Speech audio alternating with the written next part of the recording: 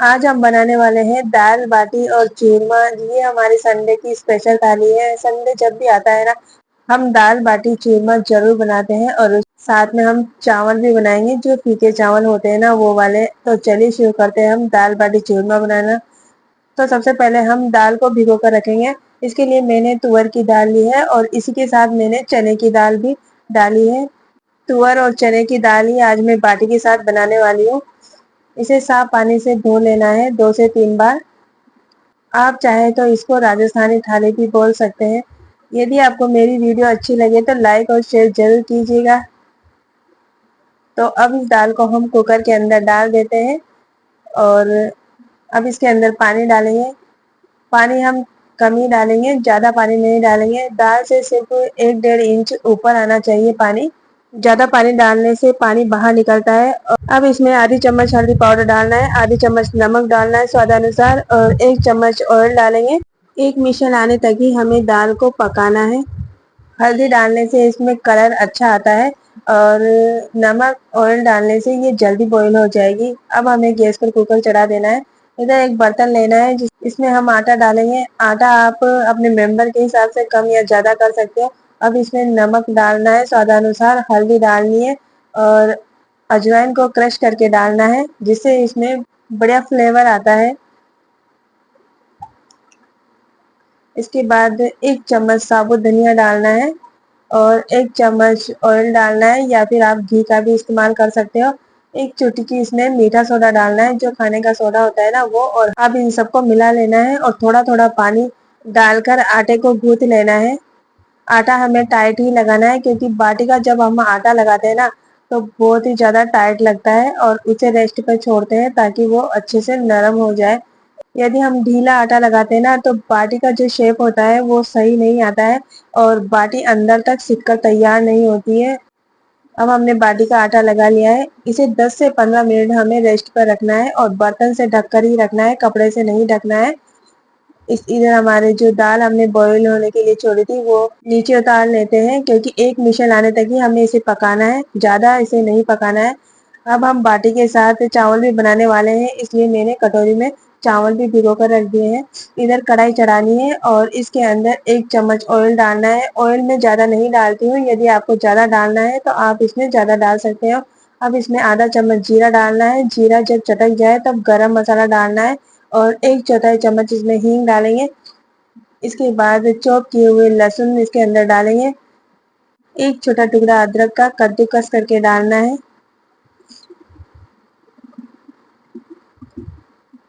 इसके बाद एक हरी मिर्ची को चॉप करके डालना है और एक बड़ी साइज का मैंने प्याज लिया है, जिसे आधा प्याज मैंने चॉप कर लिया है और आधे को मैंने छोटी साइज में कट कर लिया है। अब चॉप किया हुआ प्याज इसके अंदर डालना है। इसके बाद जो बारीक प्याज को हमने कट किया था वो इसके अंदर डाल देने हैं, क्योंकि प्याज को मैं चॉप करके भी डालती हूँ और बारीक कट करके भी डालती हूँ, क्योंकि इन दोनों का जो टेस्ट होता है ना दाल के अंदर बहुत ही बढ़िया आता है। अब चम्मच से इन्हें चला लेना है।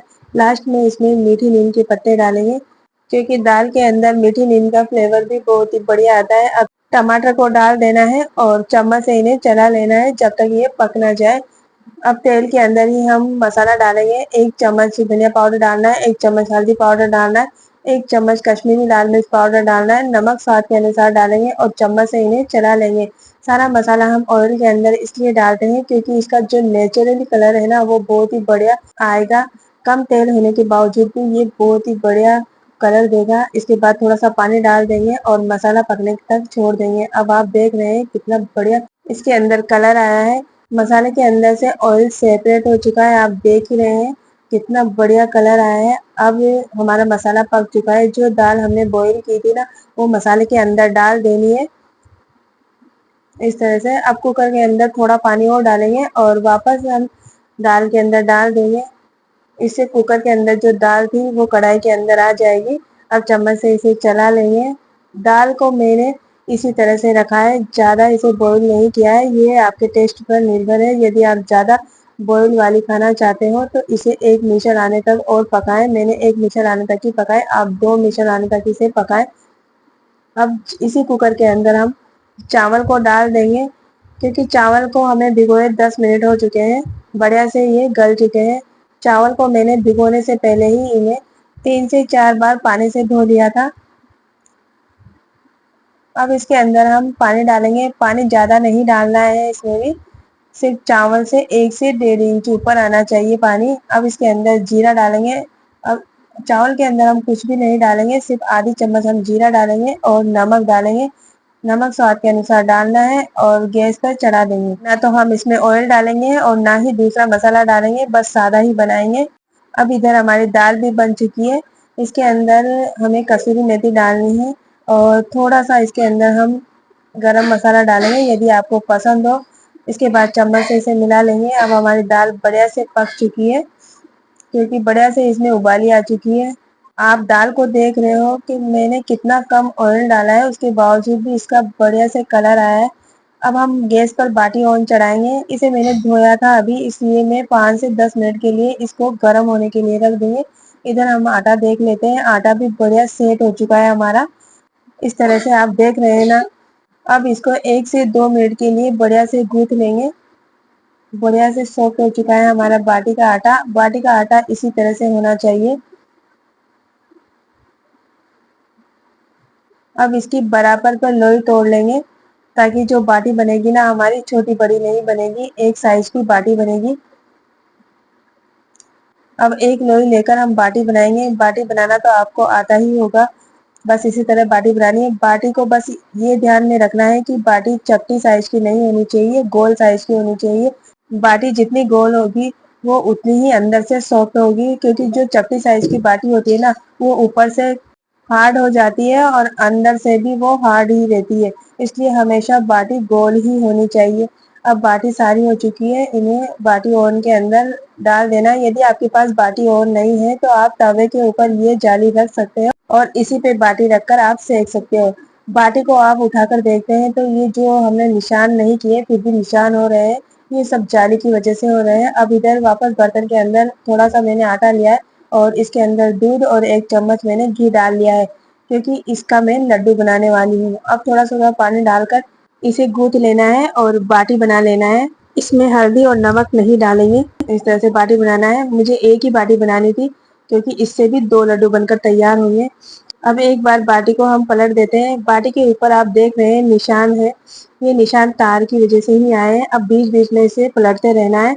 बाटी के ऊपर देख रहे हैं आप, इसमें जो दरारें आई है, इससे पता चलता है कि बाटी पूरी तरह से सिक रही है और अंदर तक ये सिक कर तैयार होगी। जब तक बाटी के अंदर ये दरारें नहीं आती है ना, तो बाटी अच्छी तरह से सिकती नहीं है। और मैं तो सारी बाटियों को तब तक सेकती हूँ जब तक सारी बाटियों में दरारें नहीं आ जाती।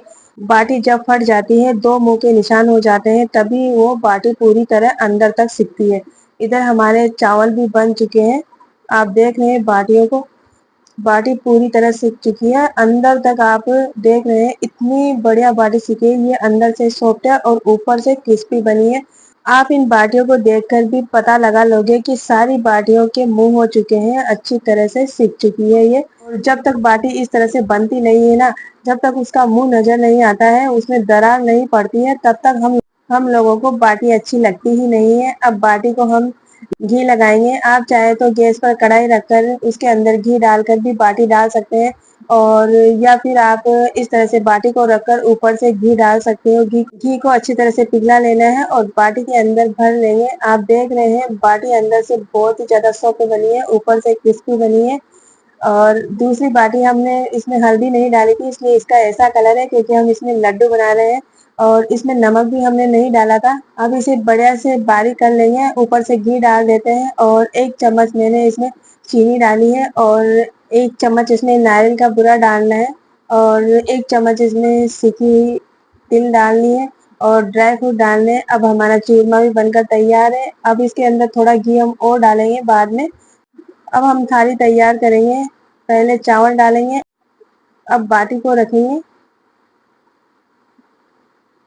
यदि आप बाटी को ऑयल के अंदर फ्राई करना चाहते हो ना, तो फ्राई कर सकते हो। जब बाटी बन जाए तब उसे ऑयल के अंदर फ्राई कर लेना है, यदि आपको पसंद हो तो।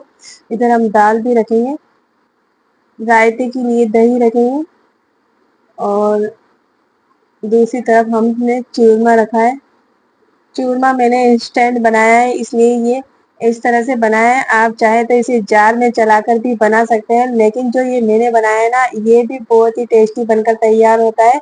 और बीच में मैंने अचार रखा है, सलाद रखी है। लग रही है ना बढ़िया थाली।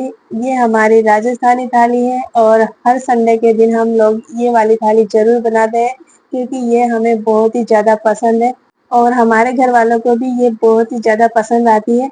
वीडियो अच्छी लगी है तो लाइक और शेयर कीजिएगा, साथ में कमेंट करके बताइएगा कि ये कैसी लगी थाली। Thank you, bye.